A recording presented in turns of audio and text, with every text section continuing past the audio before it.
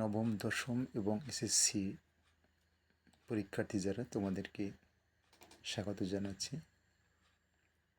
আজকে আমি তোমাদের ইংলিশ ফর টুডে বইয়ের ইউনিট 2 লেসন 1 এই অংশের একটি গুরুত্বপূর্ণ বিষয় নিয়ে আলোচনা করব। এই ইউনিটটির নাম হচ্ছে ক্লাইমেট চেঞ্জ, জলবায়ু পরিবর্তন। তো জলবায়ু পরিবর্তনটা কীভাবে মানুষের জীবনে দুঃখ নিয়ে আসতে পারে সেই বিষয়ের একটি প্যাসেজ। লেসনটির নাম হচ্ছে the grid of the mighty reverse, অর্থাৎ শক্তিশালী যে নদীগুলো রয়েছে সেগুলোর লোভ।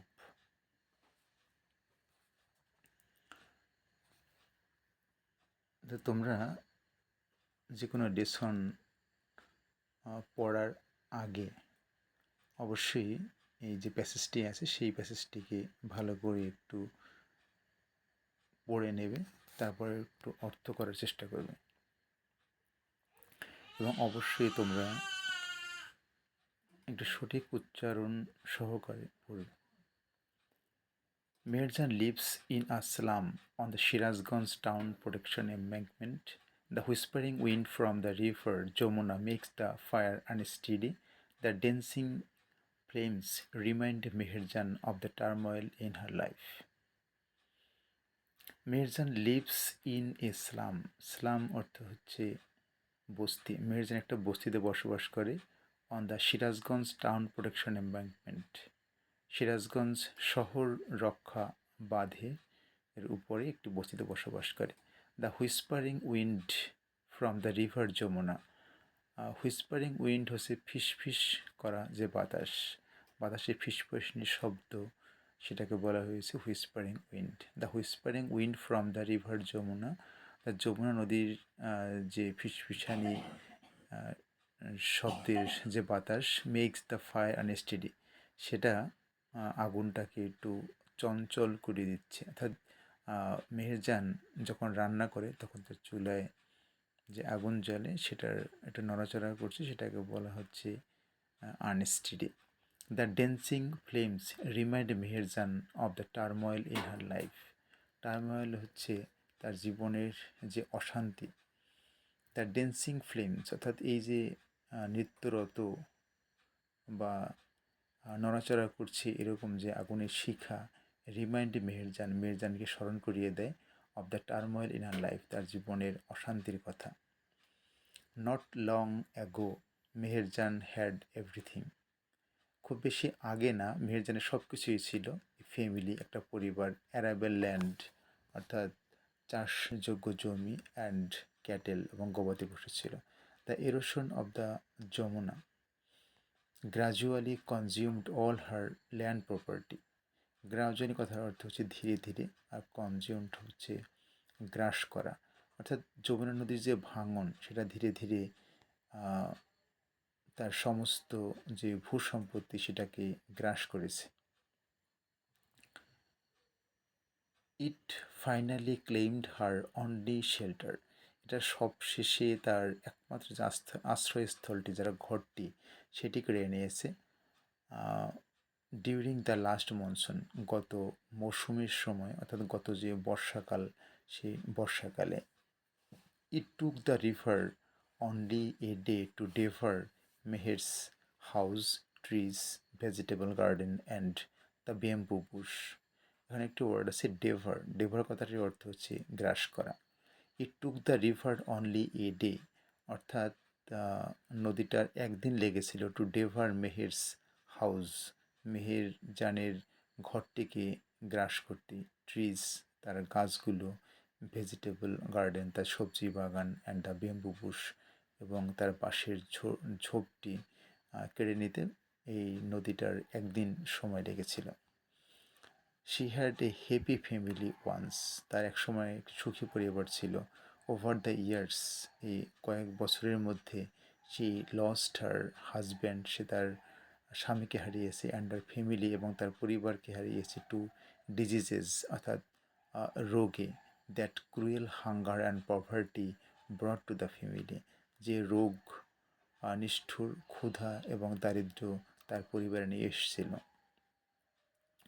নাও she is the only one left to live. এখন তার পরিবারে একমাত্র সেই বেঁচে আছে, on with the loss and the pain. সব কিছু হারিয়ে এবং সমস্ত যন্ত্রণার সহকারে সে একাই বেঁচে আছে। The greedy Jamuna has shattered her dreams and happiness. Shattered মানে চূর্ণ বিচূর্ণ করে দেওয়া। দ্য গ্রেডি যমুনা অর্থাৎ এই যে লোভী যমুনা, যে যমুনা নদীটা তার সমস্ত কিছু কেড়ে নিয়েছে, সেটা তার স্বপ্ন এবং তার সুখকে ভেঙে চুরমার করে দিয়েছে। There are thousand others waiting to share the same fate like Meherjaan. অর্থাৎ এই মেহেরজানের মতো আরও হাজার হাজার অন্য লোক রয়েছে যারা এই একই ধরনের ভাগ্যকে তুলে ধরার জন্য বা শেয়ার করার জন্য রয়েছে। Bangladesh is a land of rivers, some of whose banks overflow or eroded during monsoon.